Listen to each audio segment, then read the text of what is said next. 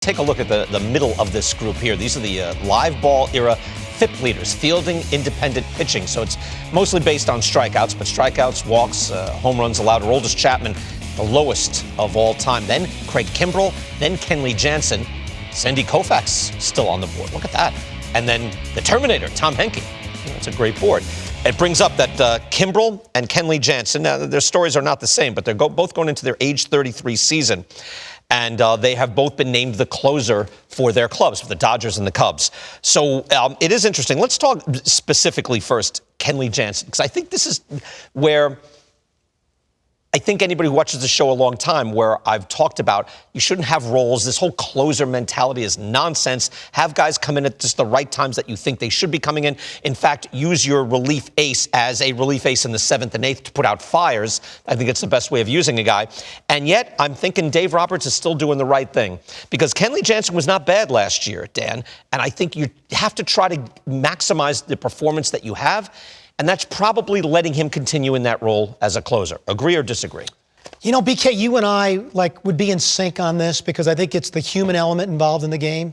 But I'm not sure I agree with you on this one, simply because when I look at Kenley Jansen's declining velocity and how now he has to get outs, it's dramatic for me. From 2016 through 2020, I mean, a cutter's a nasty pitch, but the less velocity you have on it, the less nasty it becomes. And he's dropped his four-seamer sinker by almost 3 miles an hour.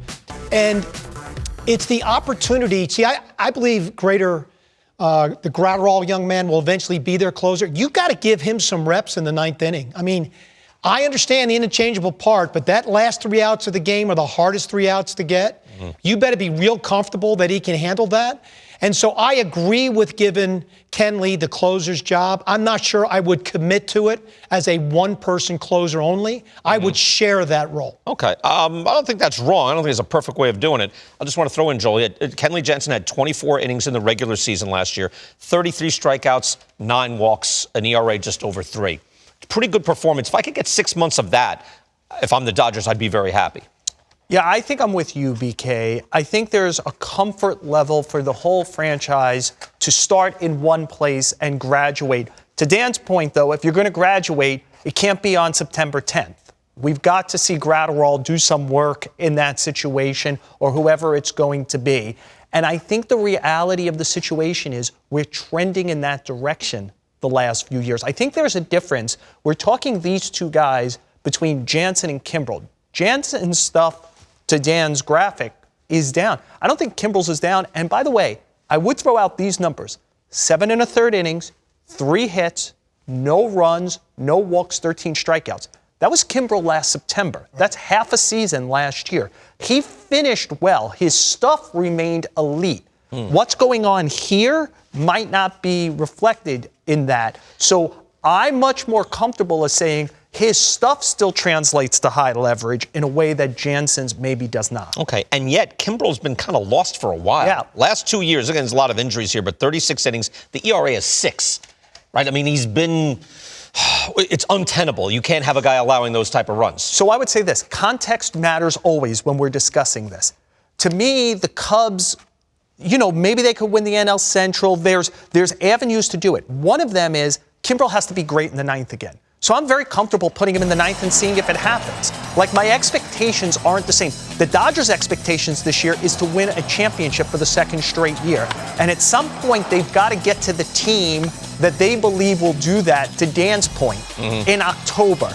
And so if at some point they're convinced, you know, Jansen, he's carrying a 3 ERA, he's okay, but like when it's us against San Diego in the NLCS or us against the Braves or the Mets earlier in the playoffs, do we want to risk this in the 9th, or do we? So I think they have to be quick to pull the plug if they think they're heading in that direction. Well, I think there's also a big difference, too, is that Kimbrell's just walks per 9. I mean, if he throws strikes, he's going to be a dominant closer. His issue is, what other role can you possibly use him in? If he's not a functional 9th inning guy, you can't hide him anywhere in the bullpen because he's not throwing strikes.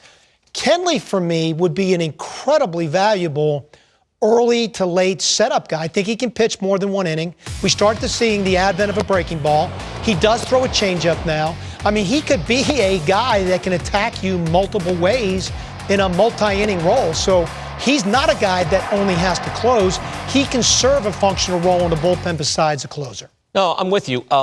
It's almost, though, a reward, because we're talking about guys who have deserved. He's earned that. They've earned Right. a status, and then you're putting the pressure on them. You're allowing them to dictate what their role is. And if there's enough failure, you can say, hey, no, we gave you the ball.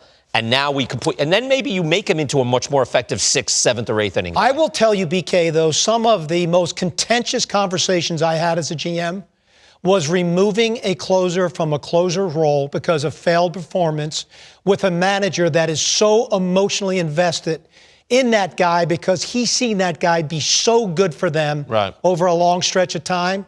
And so I'm telling you, those discussions are wrought with a lot of spill out, and that spills over into your clubhouse, too, that can really turn into an issue for you. It is fascinating because there's failure all over the diamond, but that's the one guy that loses his job the fastest, where it does seem a little off, and yet you can't, at a certain point, you can't live with that. You can't lose games that you're supposed to win. It destroys a team. It's the kicker in the NFL, right? Like, you got to make that kick in the last minute of the game. If you don't, it's the job that gets changed the most in that profession. You didn't have a basketball one to go to? Usually, I'm a little disappointed. I'm always doing other sports. It's basketball the most. No, we appreciate that about you, Joel.